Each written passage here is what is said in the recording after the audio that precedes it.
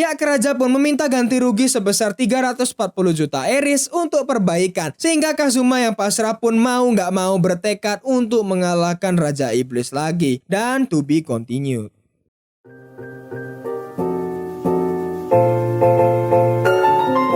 Halo semua, kembali lagi bersama dengan gue Patrick. Selamat datang di Nanime Movie cabang perwibuan ini, yang mana gue akan ngerangkum anime series di sini.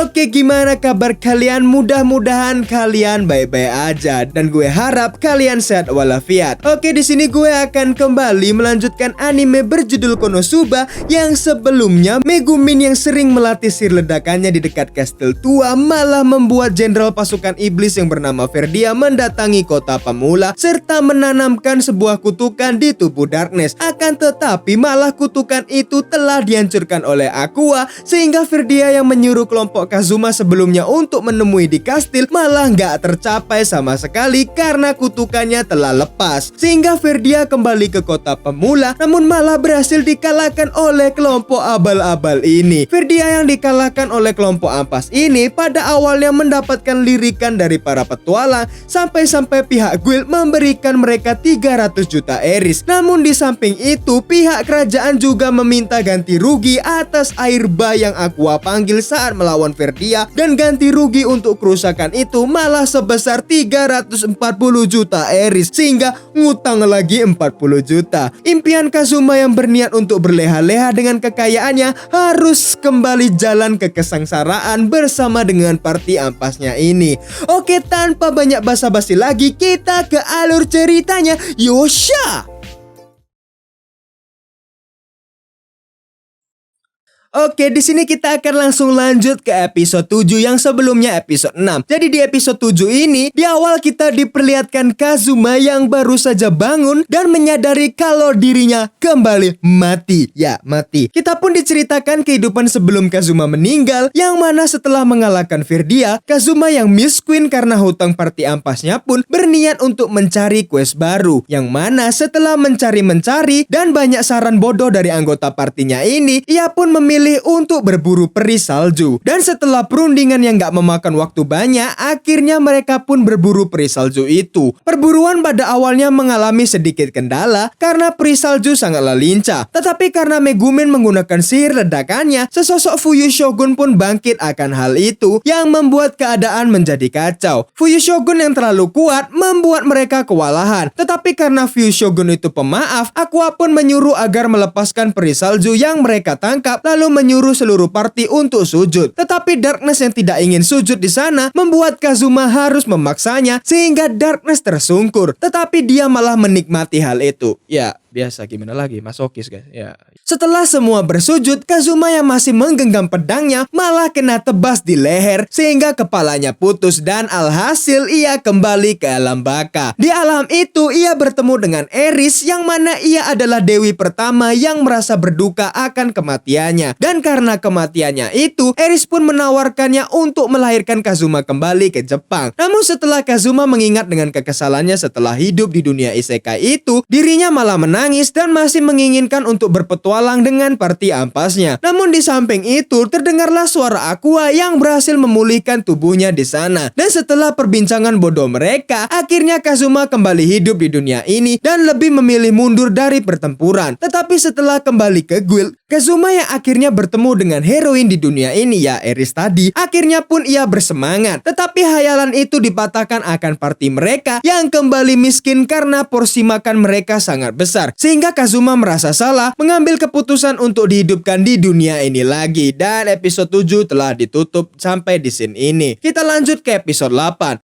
Karena kemiskinan yang melanda di musim dingin, Aqua yang sedang membuat api unggun pun berniat untuk membakar baju Kazuma. Sehingga Kazuma yang mengetahui hal itu marah-marah karena Aqua berniat untuk membakar barang kenangan yang mengingatkan Kazuma akan Jepang. Dan setelah kebodohan di pagi hari itu, mereka pun pergi untuk mencari skill baru untuk Kazuma, yang mana mereka pergi untuk menemui seseorang. Dan sebelum masuk, Kazuma pun mengingatkan Aqua untuk tidak menjadi barbar, tak sopan, bodoh, dan segala hal hal yang Aqua sering lakukan. Dan setelah memperingatkan mereka, mereka pun masuk ke toko itu. Setelah masuk, mereka pun bertemu dengan Whis, yakni Undead Lich. Dan seperti yang kita ketahui, Aqua pasti langsung membuat onar di mana-mana, sehingga Kazuma memukul kepala Aqua. Setelah berbincang-bincang, Kazuma pun meminta agar Whis mengajarinya skill Undead atau Lich. Dan perbincangan berlangsung lama, yang mana mereka membicarakan kedekatan Whis dengan Verdia, serta kebodohan Aqua yang ingin membunuh Whis. Tetapi intinya adalah Kazuma mendapatkan skill Drain Touch, yang mana ia bisa menghisap sihir lawan dan membagikannya ke anggota partinya. Maka dari skill itu, kekurangan party akan sedikit tertutupi. Setelah mendapatkan skill baru, datanglah seseorang pengunjung yang mencari Whis. Dan singkat cerita, Kazuma dan kawan-kawan pun pergi ke sebuah mansion, yang mana pengunjung yang mencari Whis itu meminta tolong untuk mengusir hantu di dalam sana. Dan sebagai hasil imbalannya, Kazuma dan kawan-kawan bisa tinggal di sana. Setelah berbincang-bincang, mereka pun memulai tahapan mereka. Tetapi di saat Aqua menggunakan skillnya untuk menggali informasi, Kazuma, Darkness, dan Megumin malah masuk duluan lalu meninggalkan Aqua sendirian di depan pagar mansion itu. Setelah bersih-bersih ruangan, Aqua terlihat masih saja menggali informasi di depan sana. Dan singkat cerita, mereka pun beristirahat di rumah itu. Tetapi baru saja mereka berbaring sebentar, Kazuma yang dikagetkan dengan teriakan Aqua membuatnya bergegas ke ruangan Aqua. Tetapi sesampainya di sana, ternyata Aqua hanya mengalami hal sepele, yang mana minuman alkoholnya tiba-tiba habis dan menuduh hal itu adalah perbuatan setan di sana. Sehingga di malam itu, Aqua berkeliling untuk membasmi para Seiton di mansion itu. Setelah malam yang sunyi, Kazuma yang terbangun karena kebelet pipis pun harus menghadapi tekanan batin karena melihat sebuah boneka creepy di ruangannya. Dan karena dihantui oleh boneka-boneka itu, Kazuma pun berlari ke kamar Aqua untuk meminta bantuan. Tetapi sampai di sana, ia malah bertemu dengan Megumin. Mereka yang awalnya sama-sama berniat meminta pertolongan, baru tahu kalau Aqua masih berkeliling untuk membasmi setan di sana. Kazuma yang sebenarnya sudah nggak tahan untuk kencing pun berniat untuk kencing di sana aja, lalu menyuruh Megumin untuk memalingkan matanya. Tetapi baru saja ingin beranjak untuk kencing, Megumin malah menarik bajunya dan mencoba untuk menghalanginya. Tetapi di persaingan itu, tiba-tiba boneka itu kembali lagi, sehingga mau nggak mau mereka harus berlari sambil menahan kencing. Singkat cerita, setelah cukup jauh berlari, sampailah mereka di toilet. Tetapi karena Megumin terlalu lama di sana dan keburu boneka-boneka itu mendatangi mereka, dengan terpaksa Kazuma menarik Megumin untuk kabur dari sana. Setelah cukup jauh berlari dan bersembunyi, boneka itu masih saja menemukan mereka sambil menggedor-gedor pintu. Sehingga dengan terpaksa, Kazuma berniat untuk melawan. Tetapi di saat membuka pintu, terlihatlah Aqua yang telah mengalahkan boneka-boneka itu dan pingsan karena tertabrak pintu. Keesokan harinya, karena telah mengalahkan para hantu itu, Kazuma dan kawan-kawan mendapatkan hadiah karena menyelesaikan perburuan hantu kemarin yang tergolong quest perburuan. Kazuma yang penasaran kenapa di rumah itu banyak hantunya pun dijawab oleh pihak guild, yang mana rumah itu dekat dengan pemakaman umum. Dan entah kenapa, di suatu saat ada orang-orang iseng yang menyegel pemakaman itu, sehingga arwah penasaran di sana pergi dan tinggal di rumah tersebut. Setelah dipikir-pikir, Kazuma sepertinya mengetahui ulah siapa itu dan bertanya kepada Aqua. Setelah diberi penjelasan bahwa Aqua lah yang menggambar lingkaran penyegel itu, karena beberapa waktu lalu di saat bertemu dengan Whis di kuburan tersebut dan menggantikan Whis untuk memurnikan pemakaman di sana, Aqua merasa kerepotan dalam arti malas karena harus berulang kali datang ke pemakaman itu. Yang alhasil, Aqua berpikir kalau ia menguasai tempat itu, maka para hantu akan menghilang dan pergi dari sana. Kazuma yang mendengar penjelasan itu pun dengan terpaksa harus bijak tidak mengambil imbalan dari guild tadi. Setelah kejadian itu, Kazuma yang gabut pun mencoba untuk membersihkan makam di belakang rumah itu. Dan tiba-tiba, Whis pun datang menyapanya untuk mengucapkan terima kasih kepada Kazuma. Dan setelah Whis pergi, Kazuma pun menjalani kehidupan bodohnya ditemani party kaleng-kalengnya. Dan episode 8 telah ditutup dengan scene yang satu ini. Kita lanjut ke episode 9. Ya, episode 9 ini ya episode yang parah sih. Ya. Dan ya, singkat cerita, karena nggak ada kegiatan yang menarik, Kazuma dan kawan-kawan terus-terusan menganggur di rumah. Dan di saat Kazuma sedang bersantai, tiba-tiba Aqua menyuruh Azuma untuk pergi dari tempat itu karena sekarang Aqua memiliki level yang lebih tinggi ketimbang Kazuma. Dan setelah menyadari kalau status Aqua nggak pernah meningkat sejak awal karena udah maksimal, ia pun merasa kasihan. Karena itulah kecerdasan Aqua nggak pernah meningkat sama sekali. Lalu lebih menurut untuk pergi dan mengalah kepada Aqua. Keesokan harinya di lain tempat, terlihatlah orang-orang yang sedang melintasi sebuah gang. Kedua orang ini bernama Kate dan Das yang baru saja Kazuma kenal belakangan ini. Kazuma yang penasaran pun bertanya semuanya apa yang sedang dilakukan sekarang. Dan mereka berdua pun mengenalkan Kazuma tentang aset prostitusi ala sekebes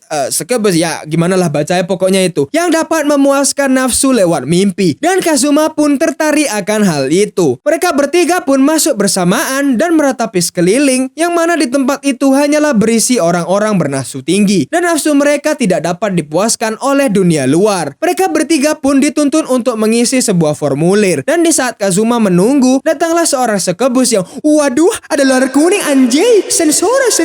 Ya kalian tahu sendirilah gimana bentukannya sekebus ya. Kazuma pun bertanya-tanya tentang ini dan itu kepada sekebus itu. Dan di akhir Kazuma diminta untuk jangan terlalu banyak minum-minum agar para sekebus bisa memperlihatkan mimpi yang sudah dipesan dengan mudah. Karena jika mabuk dan tertidur lelap, maka mimpi itu nggak akan bisa diperlihatkan. Singkat cerita, setelah pulang, Kazuma disambut dengan hidangan makan malam yang sangatlah mantap dan ditemani oleh sake milik Aqua. Dan setelah makan-makan serta merasakan kenikmatan dari hidangan itu, Aqua pun menyarankan cara untuk meminum sake yang nikmat, yakni dengan menggunakan cangkang kepiting tadi. Dan karena tergiur, Kazuma pun berniat untuk mencoba cara itu. Tetapi karena masih teringat dengan pesan mbak-mbak sekebus tadi, Kazuma menjadi bimbang dan berniat untuk tidak mencoba untuk minum-minum serta mencoba kuat dengan godaan di sekitarnya. Darkness yang melihat Kazuma enggan untuk makan lagi pun menawarinya lagi. Dan karena Kazuma menolak tawaran itu, Darkness hanya tersenyum saja setelah mendengar jawaban Kazuma, yang membuat Kazuma menjadi tidak enak dengannya dan merasa bersalah. Kazuma pun berpikir untuk menghabiskan waktu bersama teman-temannya. Akan tetapi ujung-ujungnya ia malah izin untuk tidur duluan. Kazuma yang mencoba untuk tidur malah kesusahan karena gugup dan memilih untuk mandi air hangat. Singkat cerita, setelah ketiduran di sana dan keadaan sekitar mulai gelap, Kazuma melihat seorang gadis di depan pintu sedang melepaskan bajunya. Dan di saat itu Kazuma pun berpikir kalau saat ini ia sedang bermimpi karena tadi ia mengantuk dan memejamkan mata. Setelah masuk, ternyata wanita itu adalah Darkness dan seketika terkejut karena melihat Kazuma yang sudah berada di sana. Kazuma yang masih berpikir ini adalah mimpi pun berdiri dan menyuruh agar Darkness untuk menggosok punggungnya. Dan dengan terpaksa Darkness harus mengikuti hal itu. BTW Darkness di sini asli ya, bukan mimpi. Tetapi setelah hal itu selesai, Kazuma malah menjadi-jadi dengan memintanya agar Darkness menggusuk punggungnya tanpa handuk. Dan di saat keterpaksaan Darkness itu menjadi-jadi, tiba-tiba terdengarlah suara Aqua yang membuat mereka berdua terkejut. Dan di saat Kazuma mencari Aqua, ia dikejutkan karena Aqua berhasil menangkap seorang sekebus yang terperangkap di jebakan Aqua. Dan Megumin pun lebih memilih melawan daripada diam. Di keadaan seperti itu, datanglah Darkness yang mengatakan kalau Kazuma sedang berada di dalam pengaruh sekebus itu. Tetapi dengan keadaan kepepet seperti itu, Kazuma tetap berniat untuk membela sekebus itu. Dan di saat beraksi, si sekebus berhasil pergi dan Kazuma malah habis babak belur dikeroyok. Setelah kejadian itu, Kazuma yang sedang membersihkan makam terlihat dicuekin oleh Darkness karena kejadian malam hari itu. Kazuma pun menyalahkan Darkness yang juga ikut terbawa suasana. Dan setelah mendengar hal itu, Darkness pun mencoba untuk meyakinkan dirinya dan bertanya kepada Kazuma akan kesadarannya tentang kejadian kemarin malam. Dan Kazuma beralasan lupa ingatan karena kemarin ia terpengaruh akan sihir sekebus. Dan di saat mereka mengobrol, tiba-tiba terdengar peringatan akan destroyer yang mendekat ke kota. Dan episode 9 ditutup dengan scene ini. Lalu kita akan lanjut ke episode 10. Ya, jadi masyarakat yang mendengar pemberitahuan itu lantas bergegas untuk mengungsi karena akan ada serangan dari destroyer. Kazuma yang masih nggak mengerti akan situasi itu pun bertanya tentang destroyer itu, yang mana destroyer itu adalah benteng berjalan yang lepas kendali dan akan melewati apapun, baik itu kota, orang, dan lain-lain. Kazuma yang mengerti pun berinisiatif untuk pergi ke guild. Dan di saat sampai ke guild, para petualang pun dimohon untuk berjuang dalam mempertahankan kota ini. Dan destroyer akan datang dalam 1 jam lagi. Di saat-saat genting itu, semua petualang merasa gelisah karena kebingungan mencari jalan keluar. Dan Kazuma pun mencoba untuk membantu, yang mana ia mendapatkan ide untuk mengalahkan destroyer, tetapi itu masih kemungkinan aja. Para petualang pun berpikir untuk menggunakan sihir ledakan Megumin, tetapi tetap saja hal itu tidak akan menutup kemungkinan untuk menang, karena pastinya destroyer nggak bisa dihancurkan dalam 1 kali serangan saja. Dan di saat itulah datanglah Whis untuk membantu mereka dan quest darurat pun dimulai. Di saat para kuli mencoba untuk membuat benteng pertahanan dadakan, terlihatlah Darkness yang berada di barisan terdepan sendirian. Dan hal itu membuat Kazuma merasa keheran-heranan. Darkness pun menceritakan tentang jati dirinya, yakni seorang putri bangsawan yang dinamai Dustinus Ford Lalatina. Dan hal itu membuat Kazuma sedikit terkejut, tetapi dia tetap menghormati Darkness. Tetapi setelah perbincangan itu, Kazuma Kazuma menggoda Darkness dengan menyebut namanya. Singkat cerita, Destroyer pun sudah terlihat dari kejauhan dengan bentuknya yang sangat besar, sehingga para petualang merasa down mental saat melihat hal itu. Dan begitu juga dengan Aqua serta Megumin yang ketakutan dengan Destroyer. Tetapi di saat sudah dekat, Aqua pun memulai untuk menghancurkan pelindung Destroyer dengan kekuatan dewinya. Ia berhasil menghancurkan pelindung itu, sehingga Megumin dan Whis berhasil menjatuhkan Destroyer dengan sihir ledakan mereka. Tetapi kemenangan masih jauh di depan mata, yang mana Destroyer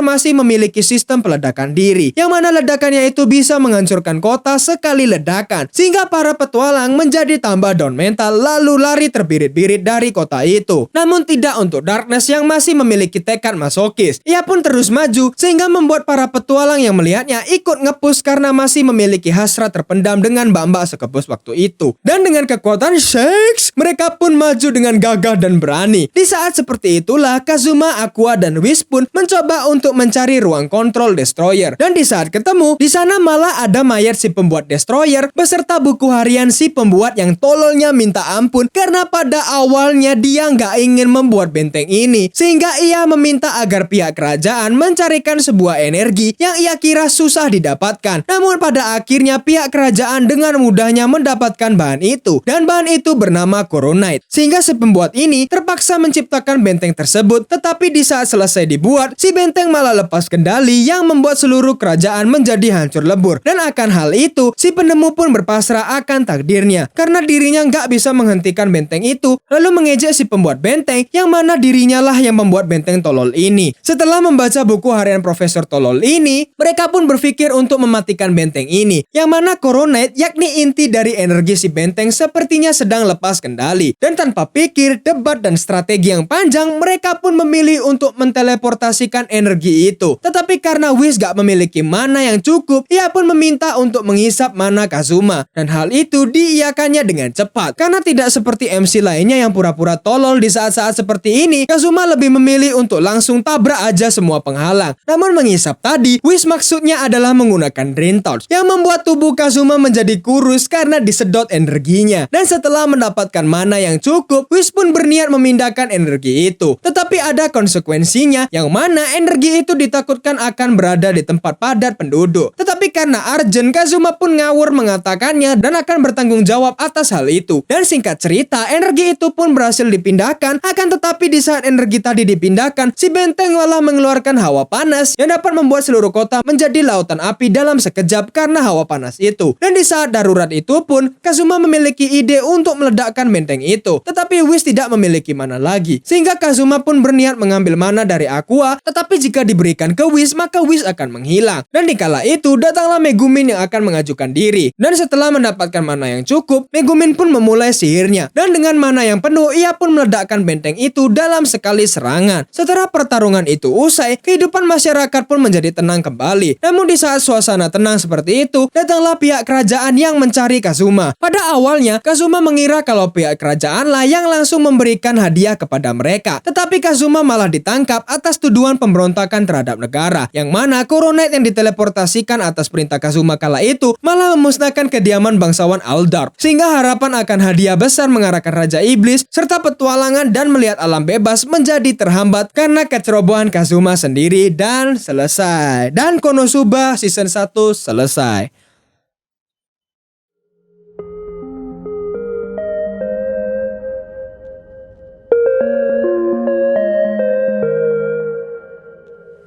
Oke, untuk alur cerita Konosuba part 3 cukup sampai di sini aja ya. Apakah ini bisa dibilang tamat? Ya, kita lihat ke depannya. Apakah dilanjutkan atau enggak? Karena masih ada anime untuk dirangkum ya. Jadi untuk kalian yang ingin merequest anime, silahkan komen di bawah. Dan yang like-nya paling banyak akan dijadikan di video rangkuman anime selanjutnya. Oke, sekian rangkuman anime gue. Terima kasih buat kalian yang sudah menonton sampai habis dan kuat dengan pembawaan cerita di dalamnya. Jangan lupa untuk klik subscribe dan lonceng di sebelahnya, serta klik like sebanyak-banyaknya, dan kalian juga bisa share ke teman-teman kalian. Oke, nama gue Patrick dan gue pamit undur diri. Salam perwibuan, sayonara. Hi, wibu.